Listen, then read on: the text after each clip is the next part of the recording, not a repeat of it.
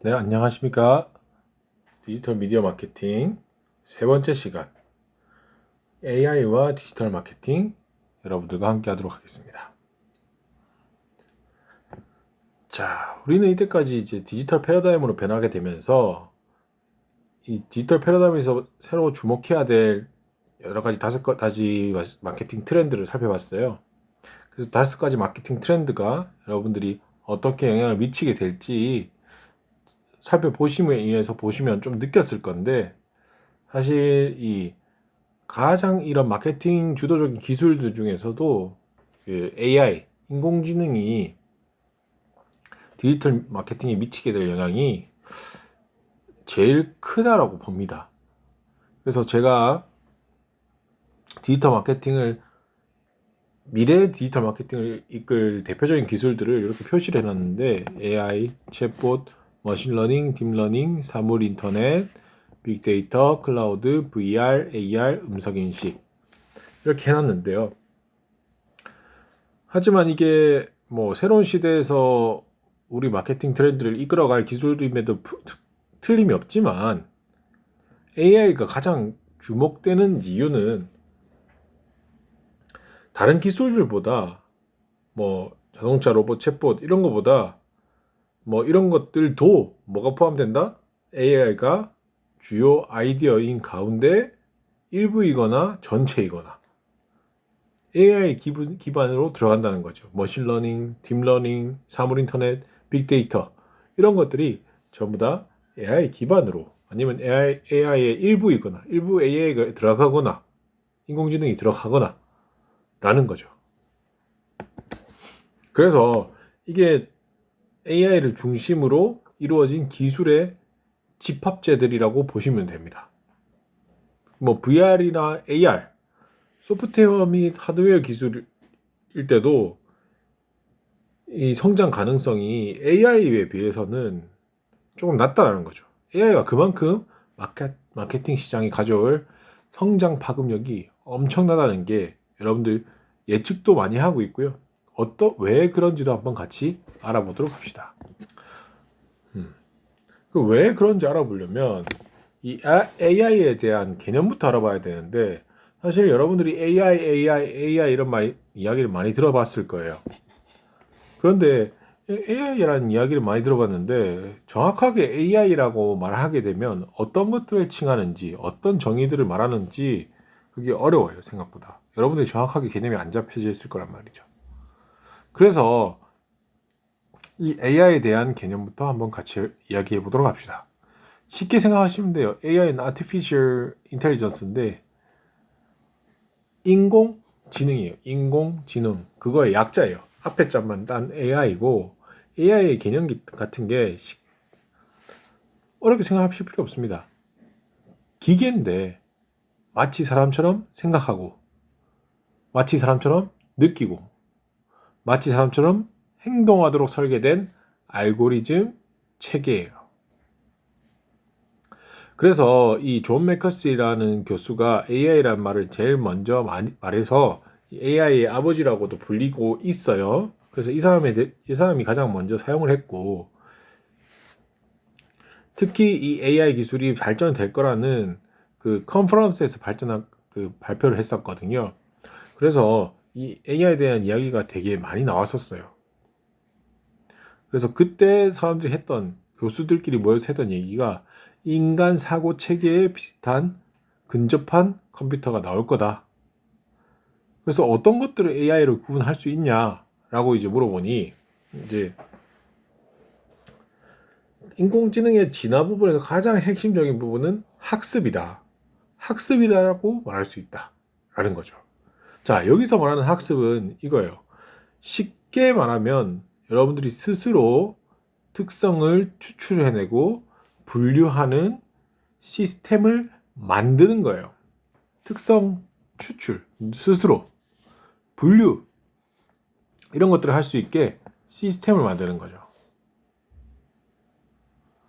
그래서 여러분들이 가장 AI도 들어보셨겠지만, 머신러닝, 딥러닝 이런 것들은 들어보셨을 단어라는 거죠.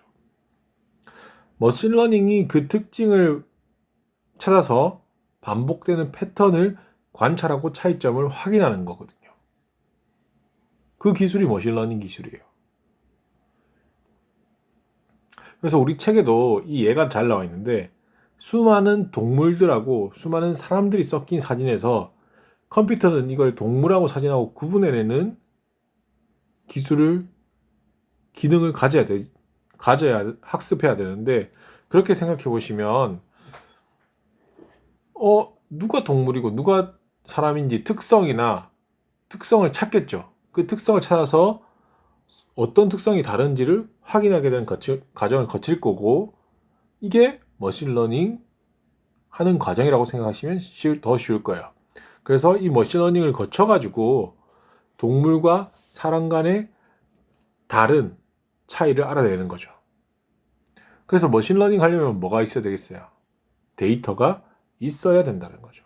이 머신러닝을 할 수 있는. 그리고 조금 더 발전된 형태가 딥러닝입니다. 예전의 머신러닝보다는 조금 더 사람에 가까운 거예요. 조금 더 사람에 가까워요. 그래서 더 사람에 가깝다라고 생각하시면 되고 이게 어떠한 이론을 기반으로 데이터를 스스로 학습하게 했냐라고 했을 때는 심층신경망 기반으로 이 이론을 기반으로 해서 데이터가 스스로 학습하게 만든 거예요. 여러분들 구글 딥마인드 팀의 알파고 기억하시나요? 알파고? 기억하실 거라고 생각합니다. 한국의 이세돌 구단을 꺾었죠. 이 알파고에 적용된 기술이 딥러닝 알고리즘이에요. 딥러닝. 자, 생각해보세요. 여러분들 그 알파고하고 대결한 자체도 사람들이 되게 신기했고 사람들이 많이 관심을 가졌어요. 근데 기계한테 여러분들 뭐 컴퓨터 보면은 컴퓨터 바둑 이렇게 해가지고 컴퓨터 오목과 같이 컴퓨터랑 뜨는 프로그램도 있단 말이죠. 그 사람한테도 질 수 있어요. 질 수 있다고 생각하는데 왜? 바둑에서 사람을 이겼을 뿐인데 왜 이렇게 사람들이 난리가 라고 생각할 수도 있겠지만 여러분들이 이제 AI에서 머신러닝, 딥러닝 기반의 알고리즘을 알고 나시면 이게 정말 대단하다는 것을 알게 되는 거죠. 구글 딥마인드 팀이 AI를 연구하고 개발하는 기업이에요. AI를 연구하고 개발하는 기업이에요. 그 업체가 바둑을 잘 뜨는 프로그램을 만드는 기업이냐? 라고 물어봤으면 전혀 아니라는 거죠. 전혀 아니에요. 그래서 알파고는 그 앞으로 이제 개발하려고 하는 딥마인드 팀에서 개발하려고 하는 AI, 인공지능 이런 것들을 여러 분야에다가 적용시킨 예를 여러분들한테 보여줬죠. 무슨 예로? 바둑이라는 예로. 그때 이세돌 구단하고 붙은 알파고도 AI 알고리즘이 완성형이 아니라 프로토타입이었어요. 그래서 그 이후에 이 AI 기반으로 해서 AI 알고리즘 기반으로 해서 뭐 바둑도 하고 뭐 스타크래프트도 해가지고 사람들이 게임을 하는 것들을 보셨을 거예요. 자, 바둑 말고 실제로 AI가 접목될 수 있는 분야가 어떻게 돼 있는지 여러분들과 같이 한번 살펴보도록 할게요.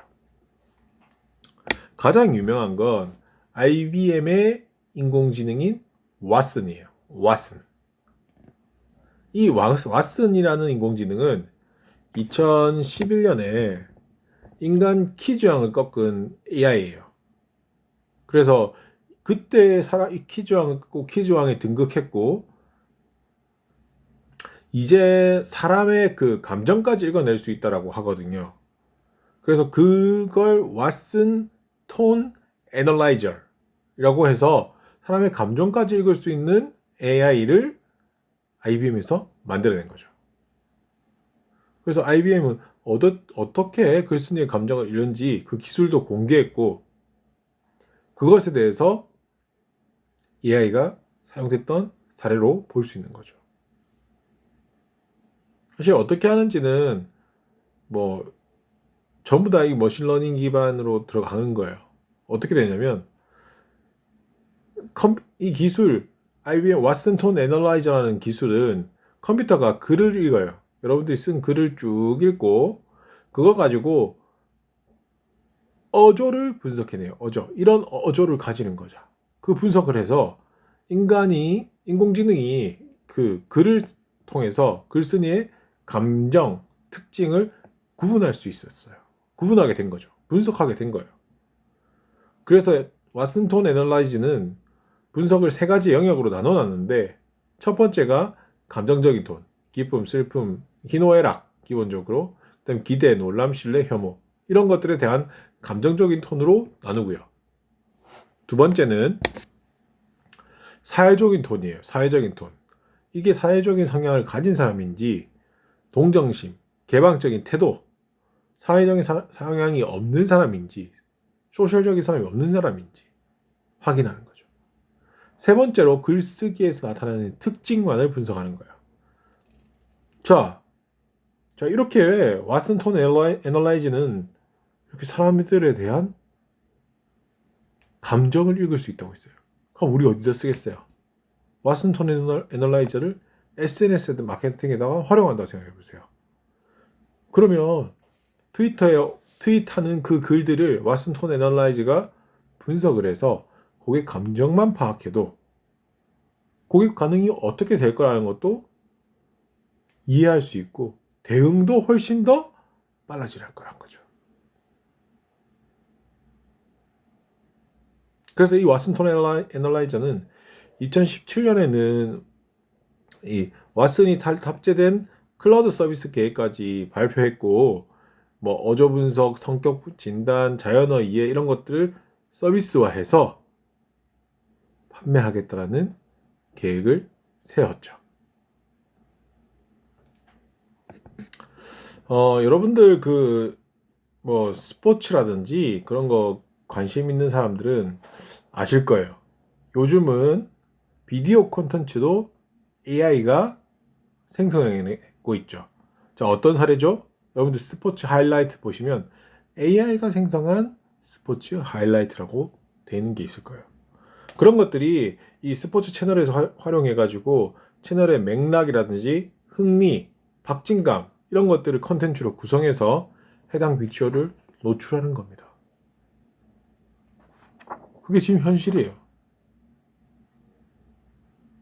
과거에는 사람들이 비디오 장면을 일일이 검색해서 분류하고 작업해야 되는데 이제는 AI가 이것들을 캠페인 진행까지 바로 원스톱으로 할 수 있다는 거죠.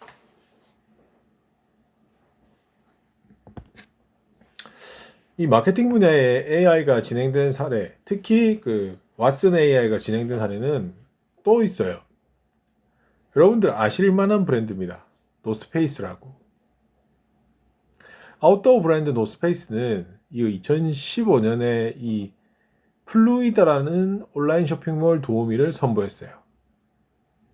AI가 어떻게 되냐면 AI가 사용자한테 쇼핑 중 질문을 건넵니다. 질문을 쭉쭉 건넵니다. 그래서 소비자가 매장에서 그 옆에서 도와주시는 분들한테 도움을 받듯이 직원이 도와주는 듯한 느낌을 들게 하는 거죠. 그래서 이 AI 도우미는 고객한테 먼저 질문을 해요. 어떤 형태의 재킷을 원하십니까? 재킷은 언제 입을 예정입니까? 어떤 종류의 활동을 하기 위해 재킷을 사시는 겁니까? 이런 류의 질문을 해서 이 답변을 듣고 노스페이스 재킷 중에 최적의 상품 찾아주는 거죠. 그래서 하이 매치, 미디엄 매치, 로우 매치 이렇게 찾아주는 겁니다. 그래서 이 플루이드라는 그 AI를 도입하고 나서 노스페이스 기능성 재킷, 이 기능성 재킷들의 판매가 급증을 했고요. 특히 이 도우미 고객을 사용한 사람들의 75%가 이 도우미 또 사용하겠다 라고 할 정도로 성공적으로 진행되었어요.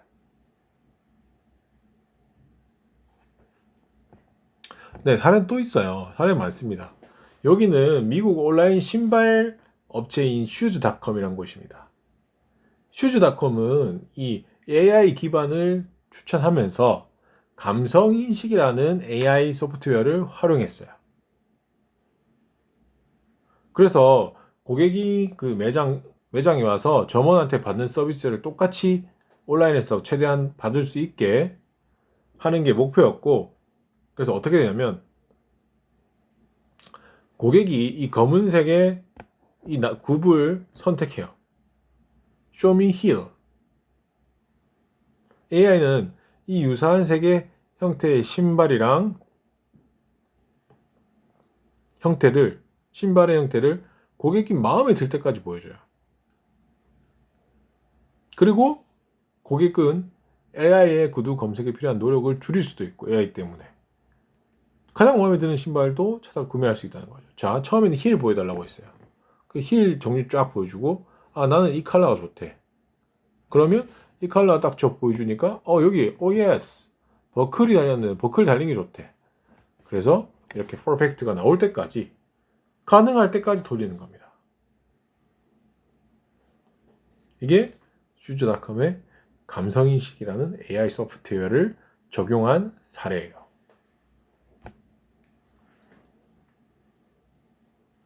그 외에도 우리 국내 KB 국민카드 스마트 오퍼링 시스템, 그래서 식사 주변에 아이스크림 가게 쿠폰을 할인 정보를 제공해주는 이런 것들도 있었습니다. 그건 한번 찾아보시면 될 것 같고, 그래서 AI 산업에서 이렇게 AI 산업하고 접목하는 광고는 되게 많아요. 특히 그 프로그래매틱 바잉이라고 이 AI가 가장 많이 접목되고 있는 사례예요. 가장 최신의 마케팅 기법이고요. 자, 같이 한번 이야기해 볼게요. 프로그래매틱 바잉, 프로그래매틱 크리에이티브 이렇게 부르거든요. 그래서 이 프로그래매틱은 어디서 사용되냐면 퍼포먼스 마케팅에 많이 사용됩니다. 그래서 퍼포먼스 마케팅 AI로 핵심적인 역할을 하고 있고, 이 광고 크리에이티브 제작할 때부터 AI 분석 기법에 의해서 활용됩니다. 어떤 걸로 쓰냐? 이 동적 최적화, DCO라고 하거든요. Dynamic Creative Optimization. 그래서 우리는 이때까지 이게 뭐냐면, 우리가 계속 말했던 건 개인화 무조건 하라고 했잖아요. 그리고 타겟팅해라 라고 했잖아요. 근데 정작 우리가 소비자한테 어떤 메시지에 어떤 크리에이티브한 것을 전달할 것인지는 고민을 못했어요. 개인화하고 타겟팅 하는데. 그래서 여러분들이 TV 광고의 경우에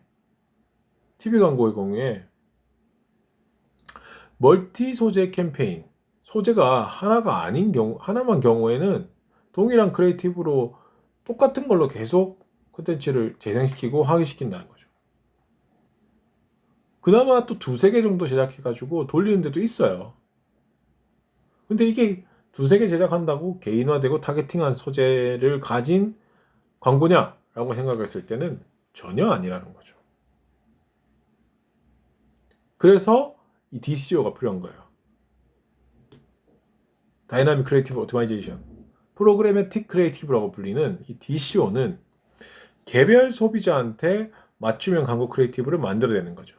그래서 개별 소비자의 가장 관심사가 뭔지, 어떤 정보 찾고 있는지 이거 분석해서 소비자 개개인한테 관련성이 높은 광고 크리에이티브를 노출하는 겁니다.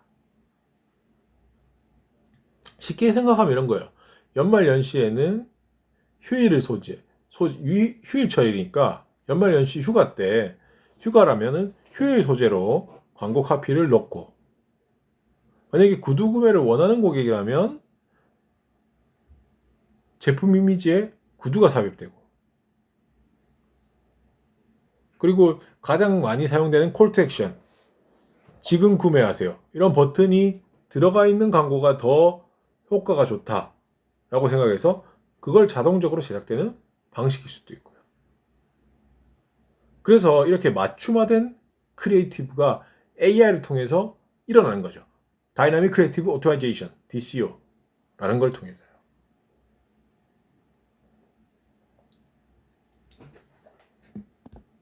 이 다이나믹 옵티마이제이션 기능은 여러분들한테 개인화된 광고 있잖아요. 실시간으로 개인화된 광고. 이런 것을 할 때 제일 좋아요. 어떤 게 좋냐면 컨텐츠 효율 분석이라든지 개선점 찾기가 너무 좋다는 거죠. 그래서 우리는 제품 이미지를 상단에 배치하는 게 좋을지, 하단에 배치하는 게 좋을지, 가운데 배치하는 게 좋을지, 광고 카피의 크기는 어디에 되는 게 좋을지, 이런 걸 분석해서 가장 광고 효과가 좋은 것들을 확인하는 거죠. 그래서 메인 배너의 경우에는 좌측 뭐 위에 아니면 센터 정렬, 그리고 뭐 카피라이팅은 사진 위에 흰 화이트색으로 사진을 조금씩 보이면서 카피라이팅을 한다. 이런 식으로 이 광고 효율에 대한 개선을 도움을 주는 분석 프로그램이 이 다이나믹 오토마이제이션이라는 프로그램이에요. 기술이에요. 많이 사용되고 있고요. 사실 근데 이 프로그래매틱 다이나믹 오토마이제이션, 크리에이티브 오토마이제이션이라 부르는 이 프로그래매틱 크리에이티브는 아직 낮은 수준이에요. 그래서 여러 카피 광고를 카피해서 디자인 옵션 중에서 프로그램 조합한다라고 생각하시면 되는 수준이고, 지금은 아직도 광고 대행사에서 크리에이티브한 광고를 만들어내는 게 훨씬 더 퀄리티가 좋다는 거죠. 하지만 여러분들 그 짤 못 봤어요? 그 인간이 만든 광고인지 그 로봇이 AI가 만든 광고인지 했을 때 전 구별 못했어요.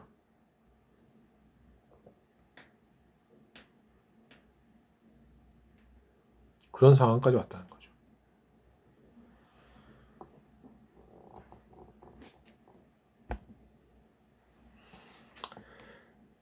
앞서서는 이제 프로그래매틱 바잉이라든지 프로그래매틱 뭐 크리에이티브도 이렇게 이제 진행되고 있고요. 좀 다른 측면에서 살펴보면 AI가 정말 유명한 광고인데요. 버거킹 광고입니다. 버거킹 광고가 이제 이 와퍼에 대한 이야기를 하려고 TV 광고를 했어요. 그런데 어떤 전략을 짰냐? 이거 가지고 진짜 난리가 났었어요. 법정까지 갔다니까요. 어떻게 하냐 하면은 이 광고는 광고 매체로서 AI 스피커를 사용해요. 광고에서 TV 광고를 하는데 AI 스피커를 사용하는 거죠. 어떻게 하냐면 광고에 어느 버거킹에다가 이 매장이 어느 버거킹 매장에서 이 버거킹 직원이 등장해서 지금 여러분은 15초짜리 버거킹 광고를 보고 계십니다. 그러나 허용등 15초 광고 시간에는 와퍼버거에 들어간 신선한 재료를 모두 설명할 수가 없습니다. 그래서 제가 좋은 아이디어가 있어요. 그래서 TV 속에서 뭐라고 말하냐? 오케이 구글, 와퍼버거가 뭐지? 라고 묻습니다. 그러면 TV 근처에 있는 구글 AI 비서, 구글 홈이 대답하는 거죠. 위키피디아에 따르면 와퍼버거는 이게 위에서 익힌 잘 익힌 소고기 100%뭐 이렇게 설명을 해주는 겁니다. 구글 홈을 집에서 사용한다는 걸 대다수 사람들이 사용한다는 것도 알았고, 그리고 TV 가까이에 둔다는 것도 착안했다는 거죠. 그래서 이 AI 스피커의 기술을 절묘하게 TV에서 훔쳐가지고 버거킹 광고의 매체인 것처럼 이용했다는 거죠. 당연히 이런 광고는 사전에 협의가 되어 있지 않았어요. 그래서 패치를 해버립니다. 광고 사운드에 적용되지 않도록. 그리고 이런 사례가 더 유명한 사례가 있어요. 알렉사. 구글 버거킹보다 조금 더 빨리 일어났고, 이게 알렉사라는 꼬마가, 알렉사가 아니라 브룩 나일 체리라는 이 꼬마가 아빠 몰래 AI 스피커한테 주문을 했어요. 그래서 AI 스피커 에코가 있었는데 그 에코에다가 나와 같이 인형의 집 놀이를 해주고 나에게 인형의 집을 줄 수 있니? 라고 물었어요. 그 AI 스피커한테 애기가. 그러니까 에코에 탑재된 그 인공지능 소프트웨어 알렉사가 아마존 몰을 통해서 실제 인형의 집 세트를 구매하고요. 그리고 이 집으로 배송시키고 그리고 같이 놀아줄 수 있냐에 대해서 4파운드 쿠키 버터 쿠키까지 같이 주문해가지고 집에 도착한 사진을 인증사진으로 찍은 거예요. 이게 실제로 있었던 일이란 거죠.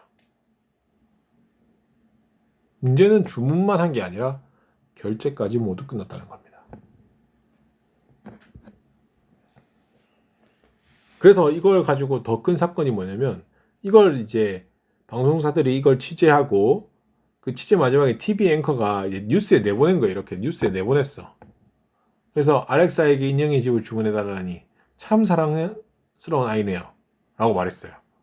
그게 또 이걸 알아듣고 알렉사가 인형의 집 주문을 해버린 거예요. 그래서 TV 근처에 그 미국 전역의 아마존 에코가 알아듣고 알렉사가 알아듣고 7천만 달러 분량의 주문이 들어갔어요. 아마존 이거 취소하느라 엄청 힘들었습니다.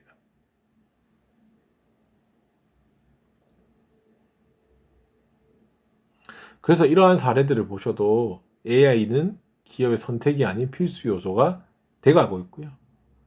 특히 더 진화해서 빅데이터랑 사물 인터넷이랑 5G 인터넷망이라든지 연계해서 더 소비자들이 새로운 경험을 하게 할 거라는 거죠. 그래서 AI는 디지털 마케팅에서 더 많은 기여를 하게 될 것이라는 게 예상되는 장이었습니다. 자, 5번째 장은 블록체인 기술과 디지털 마케팅이에요. 자, 여러분들 많이 들어보셨을 겁니다. 블록체인 기술. 많이 들어봤을 거예요. 블록체인 기술 했는데 과연 블록체인 기술이 어떤 걸 의미하고 정확하게 뭘 말하는지 여러분들 잘 아셨을 분도 있겠지만 정확하게 아시는 분들 많이 없었을 거예요.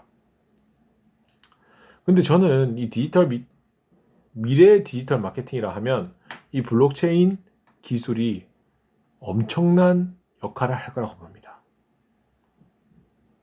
이 블록체인 기술이 나온 건 2016년에 처음 나왔어요. 그래서 4차 산업혁명 시대에 새롭게 떠오를 기술 이렇게 해가지고 블록체인 기술로 선정이 됐고 이 블록체인은 사실 이제 암호화된 공공거래 장부라고 생각하시면 됩니다. 아니면 개방된 데이터베이스 플랫폼이라고 생각하셔도 되는데 중요한 건 이거죠. 탈중앙화라는 거예요. 탈중앙화. 이게 이렇게 바뀌는 거예요.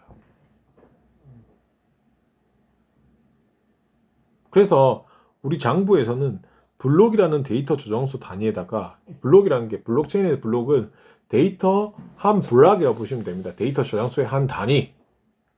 그래서 그 저장소 안에 거래 기록이 저장되고 그리고 앞 블록이 또 쌓일 거고 뒷 블록이 또 쌓일 거잖아요. 그런 것들이 이렇게 딱 연결돼 있어요. 마치 체인처럼 연결돼 있어가지고 묶인 채 연결돼 있다고 해서 블록체인이라고 불리는 거예요.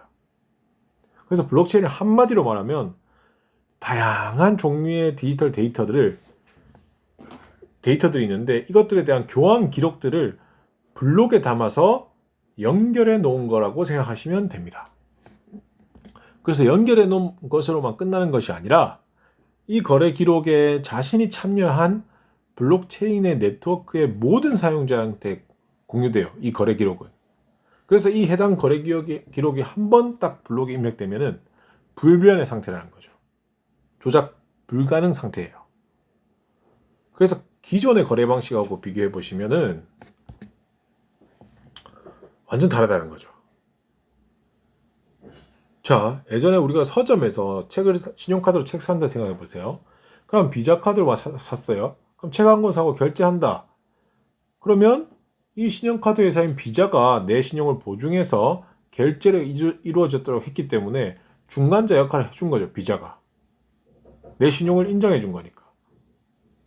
그래서 이 거래 성사시킨 것에 대해서 비자 카드사한테 일정 금액의 수수료를 지급한단 말이죠. 그런데 은행 거래도 마찬가지예요. 대출 받고 싶으면 은행한테 가서 내 재정 상태가 이러하니 돈을 좀 빌려달라. 그러면 내가 요구한 만큼 돈을 빌려주고 장부에다가 기록할 거란 거예요. 그때 거래 기록은 장부에 기록돼서 중앙으로 가는 거예요. 은행 중앙으로 가는 거죠. 중앙기관, 신용카드 회사라든지 은행으로 가는 거예요. 그럼 그렇게 하려면 얼마나 사람이 많이 들겠어요?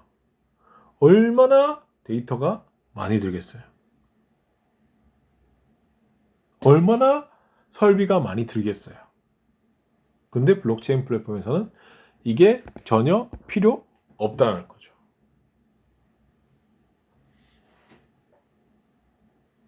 아예 시스템 참여하는 사람 모두한테 이 거래 장부를 오픈한다고 생각하시면 돼요. 그래서 이 모든 정보는 각각 장부 안에 기록이 되고요. 그 기록은 우리 네트워크 안에만 있다면 다 볼 수 있는 거예요. 그래서 거래가 발생할 때마다 블록은 새롭게 생성되고 이 거래 기록은 블록체인 네트워크에 참여하는 모든 사람한테 장부에 추가될 거고요. 그 모든 사람이 신용카드 회사, 은행이 되는 시스템이라고 생각하시면 좀 더 쉬워요. 그래서 이 블록체인에서 발전돼서 블록체인형 패러다임 변화가 되면서 블록체인형 화폐가 됐고 이게 우리한테 익숙한 비트코인이라는 거죠. 그래서 금융이라는 서비스를 블록체인화한 거예요. 그게 비트코인인 거예요. 그래서 이 블록체인의 비트코인의 형태고 이런 형태가 있다는 거 한번 읽어보시면 됩니다. 똑같은 형태예요. 모든 참여자 블록에 저장이 되고 이거 거래 기록 수정 불가능하고 실제 송금도 완료된다는 거죠. 이런 기술들을 통해서 디지털 마케팅이 엄청나게 발전할 겁니다.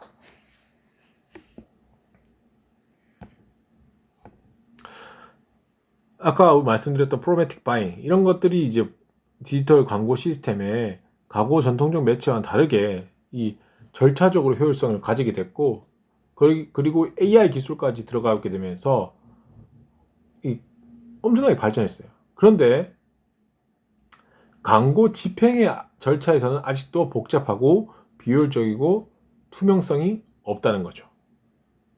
그럼 블록체인이라는 걸 왜 배웠냐라는 거죠. 기존에는 우리가 광고를 진행하게 되면 이렇게 광고주가 있고 바로 이 광고 대행사로 가지 않아요. 중간에 애드 네트워크라든지 수수료 베이스를 챙겨 먹는 사람들이 있어요. 그래서 이 클라이언트가 얘한테 이걸 찾아줘 해서 하고 얘가 얘한테 이걸 광고를 잘 운영해달라고 하는 거죠. 그래서 100%의 돈을 줬으면 얘는 한 70%의 돈, 자기가 30% 커미션을 먹게 되는 거죠. 이렇게 보면은 엄청나게 마이너스라는 거예요. 이 30% 가지고 더 좋은 광고를 더 할 수 있다는 거죠. 그래서 광고 집행의 효율이라든지 투명성이 블록체인을 통해서 높아질 거고 사실 코인 중에도 광고 코인이 있어요. 애드버타이징 코인이라고 쳐보시면 광고 코인도 있다는 거죠. 그래서 디지털 광고 생태계 구축이 훨씬 더 좋아질 거다. 그리고 두 번째 블록체인을 통해서 이 디지털 콘텐츠 크리에이터들이 공정한 수익 배분을 받게 될 거다는 거죠. 기존에 아직까지 여러분들이 인스타나 페이스북, 트위터, 네이버 블로그에 올리시는 분들이 정확하게 자기가 만든 그것에 대한 저작권을 많이 받아가냐라고 해봤을 땐 어느 정도 수준이 되지 않고서는 많이 받아가지 못한다는 거죠. 그걸 가장 많이 주는 채널이 어디예요? 유튜브란 거예요. 그나마 그 저작권에 대해서 컨텐츠력을 인정해주고 돈을 많이 주는 건 유튜브입니다. 왜냐하면 우리가 앞에서 말씀드렸던 트렌드에도 동영상이 트렌드거든요. 그래서 이 공정한 수익 배분이 돌아가는 걸 블록체인 기술이 도와줄 수 있다는 거죠. 왜? 이 코인이 블록체인에서 비트코인이라든지 블록체인 기반의 코인들이 이 수수료들을 없애게 될 거고 이 복잡한 지불 과정도 쉬워질 거니까 이 코인으로 여러분들한테 지급받는다고 생각하시면 훨씬 더 쉬워질 거예요. 그리고 아예 이 SNS 컨텐츠 플랫폼 기반인데 컨텐츠 크리에이터들이 제작을 해서 컨텐츠를 올리면 아예 수익을 얻을 수 있도록 만들어진 SNS 채널도 있어요. 스팀인시라고. 우리나라에도 비슷한 거 있어요. K스타 라이브라고 해서 이 한류스타 뉴스 알려주는 뉴스인데 이걸 컨텐츠를 생산해내면은 그만큼의 답을 한다는 거죠. 그래서 K스타 코인을 줘요. 그래서 이런 블록체인 기술들이 이 광고 시장에서도 디지털 마케팅에서도 엄청난 영향을 미칠 거라는 겁니다. 자, 이렇게 해서 여러분들과 이 디지털 마케팅 미래에 대해서 여러분들과 한번 살펴봤습니다. 실제적으로 여러분들이 지금 듣고 있는 기술들이 많이 나온다는 거죠. 생각보다 많이 나오시죠. 그래서 그 기술들이 우리랑 동떨어진 게 아니니까 여러분들이 좀 더 이해하는 장이었으면 좋겠고, 이 이해하는 장을 통해서 여러분들의 그 디지털 마케팅에 대한 관여도라든지 이해도, 집접도가 훨씬 더 올라갈 것이라고 생각합니다. 여러분들 어떤 기업을 가야 될지도 많이 생각하셨을 거예요. 이 수업을 들으면서. 내가 마케터로서 발전하고 싶은데 과연 어떤 기업을 가야 될까? 어떤 사업 분야를 이루는 기업에 가야 될까? 이런 기술이 있는지 봐야 되겠다. 이런 기준도 생기실 거고요. 저는 그런 것들을 많이 도움받을 수 있을 거라고 생각하면서 이번 장을 마치도록 하겠습니다. 한 시간 동안 고생 많이 하셨습니다.